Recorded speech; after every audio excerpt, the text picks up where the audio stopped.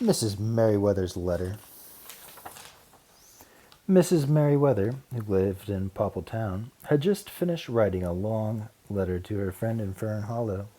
She signed the letter with a flourish of her quill pen.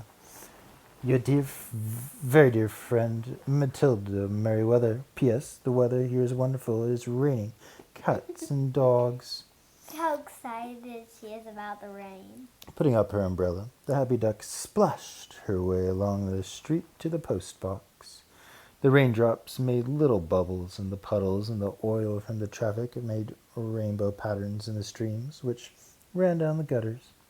Mrs. Merryweather began to sing, "Quack, quack, the rain pours down, this is weather for me.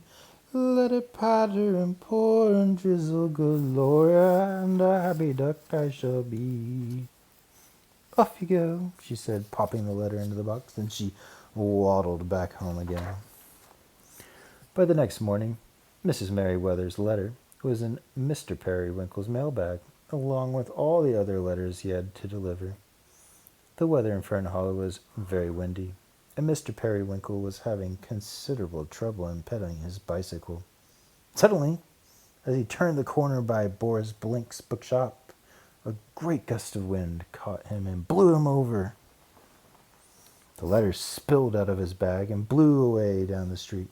The poor mailman hurried after them and managed to catch all but one, and that was Mrs. Merryweather's letter. Away it sailed, high over the rooftops.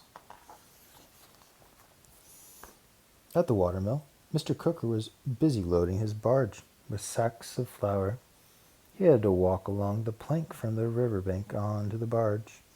This required a good sense of balance. Unfortunately, Mr. Crooker completely lost his when Mrs. Merryweather's letter blew past him. Thinking the letter might be something important, Mr. Crooker made a snatch at it and fell into the river. Mrs. Merryweather's letter danced away on the wind over the tops of the trees. Farmer Bramble emptied the bucket of swill into the pig's trough. "Eat up," he said.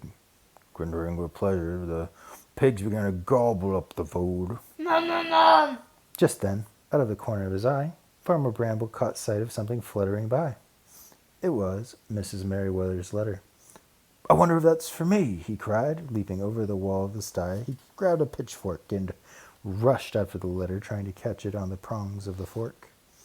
But Farmer Bramble quickly ran out of breath and puffed his way back to the pigsty, where he found he had left the gate open and all the pigs had run away.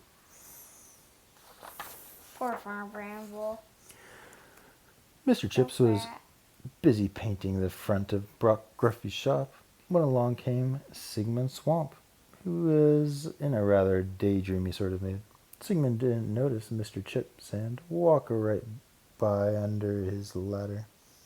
That was very unlucky. At that moment, Mrs. Merryweather's letter came floating by and blew right into Mr. Chip's face. The startled beaver almost slipped off his ladder and dropped his can of paint, which fell down with a great blue splash on top of Sigmund's head. All that day, Mrs. Merryweather's letter blew around the village. Lots of people tried to catch it, but no one succeeded. At last, as evening came, the wind dropped, and the letter fluttered down to rest in a bird's nest.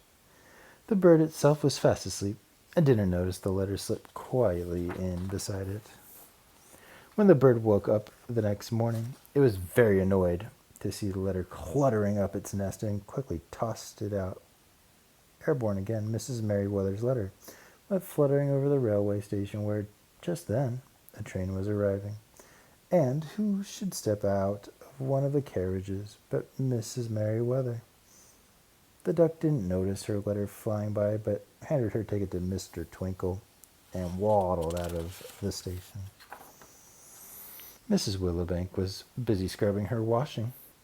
Suddenly, through the open window, in blew Mrs. Merryweather's letter. Mrs. Willowbank picked up the letter and saw that it was addressed to her.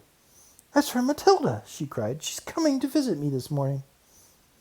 As she spoke, there was a knock at the door. It was Mrs. Merryweather herself. "I see you got my letter," she said. "Yes," replied Mrs. Willowbank. Willett, Willowbank. Willowbank. It arrived by airmail. Soon the two friends were sharing a pot of tea and a lovely plum cake and wondering how on earth the letter had managed to deliver itself, but without any help from the mailman. The Yeah. end.